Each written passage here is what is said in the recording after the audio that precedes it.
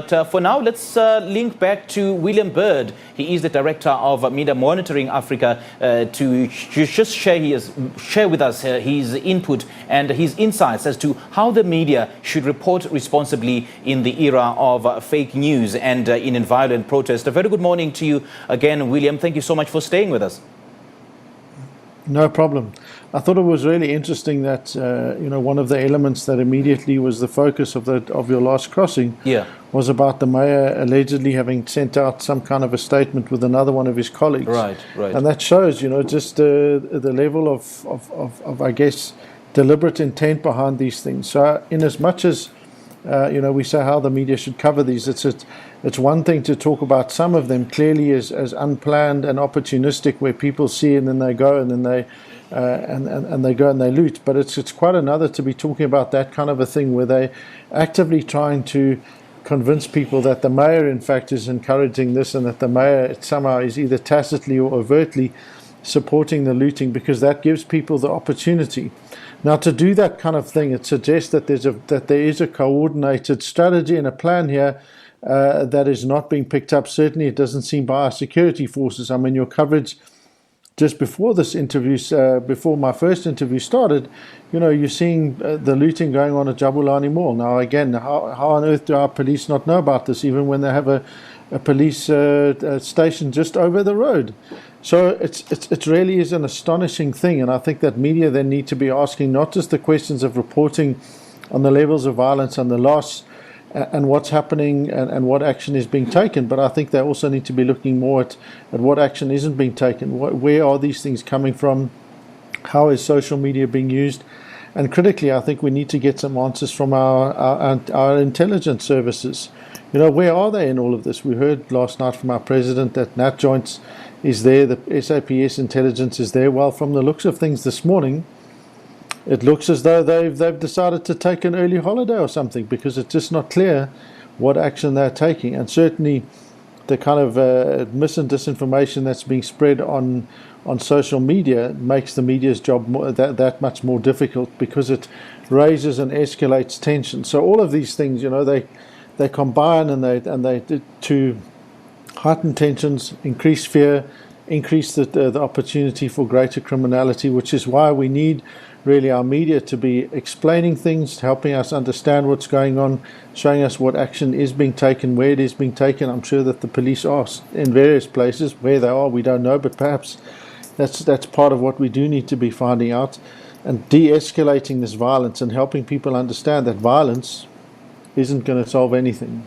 Yeah, and speaking of social media, I'm actually glad you raised that point, William Bird. I mean, we cannot ignore the importance and the kind of influence and the extent of influence on social media, especially with regards to, spreading fake news or misinformation or disinformation. I mean, social media has been used, for instance, in the Arab Spring. Social media has been used by so many political parties and party leaders for mobilization. It is a great catalyst to mobilize their patrons or their supporters. And we've seen a couple of days ago, Jacob Zuma's daughter, Duduzile Zuma Sambuja, being a subject of vitriolic attacks because she's been accused of inciting violence on social media and calling for the release of her father. So what is the role of social media, and just how far away should the media stay from social media? Look, I think that to answer your last question first, the media are on social media, and it's critical that they are. Why? Because at a time of crisis, as we saw with the outbreak of the COVID pandemic, people need to go somewhere where they can get information that is reliable and is credible, and that isn't going to instill further panic. And that's why we saw millions of people going to credible traditional media, and that's what we need at a time like this. Because there's so much noise out there. You've got loose cannon political figures. You've got irresponsible, banana breads and doorknobs saying all sorts of things, inciting violence in some instances, encouraging it, condoning it, that kind of thing. And what you need to do is you need to be going to say, well, what's actually is confirmed? Do we know this? Because all of us over the last few days have seen messages where it's like, oh, there's people looting here, they're stealing here. And yet you go to the media and there's no evidence of that at all. Or you see videos that they say, oh, look at these people marching out. In fact, it's a video from 4 or 5 years ago. Some of the videos that we've seen, they aren't even in South Africa. So it's that sort of stuff is spread to heighten tension and fear and anxiety. So the critical thing for people to do is to be deeply, deeply skeptical of anything that isn't coming from a credible media source. So if you're getting something on social media and it's looking terrible and it's, these people are doing this now, go and check it out. Check it out on all your favorite SABC services.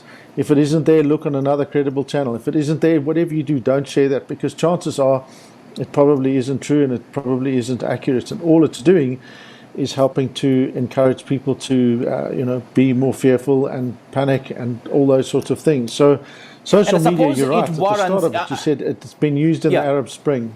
And I suppose what you just said, I quite take that point that we need to be very, very careful in breaking news without, checking the sources and the credibility of that particular news article. And I suppose it's driven by this unwarranted hunger to break the news first and relying heavily on social media. And William Bird, I suppose then it also borders on ethical journalism. And ethical journalism needs to be rooted in accountability, humanity, and as well as accuracy. I mean, as a media, we have a responsibility to be accountable to our audiences and to ourselves. And where others within our industry fall foul of this principle, we need to call them out. So how does the media uphold the responsibility to recognize the impact its reporting has?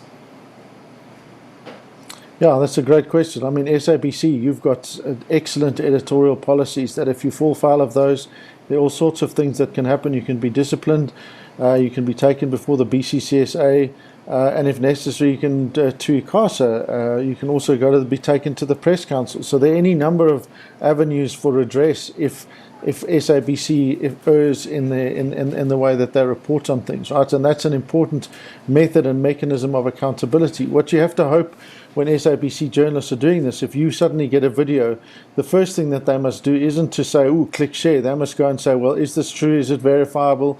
They need to use all it, and there are lots of tools available to them to check and verify that particular content. They need to say, "Is it likely that it happened?" Yeah, they check all of the various things, and only after they've done that can they do it. Now, of course, with social media, our traditional news media are very seldom going to be the ones that are live at the scene. It's invariably going to be someone else with a mobile device who happens to be filming whatever that thing is, right? Okay. That idea that the media are there to break things first before social media, it's a pointless argument. What the media needs to be there for is to tell us and help us understand what is happening and to tell us what is happening and that we know it's true.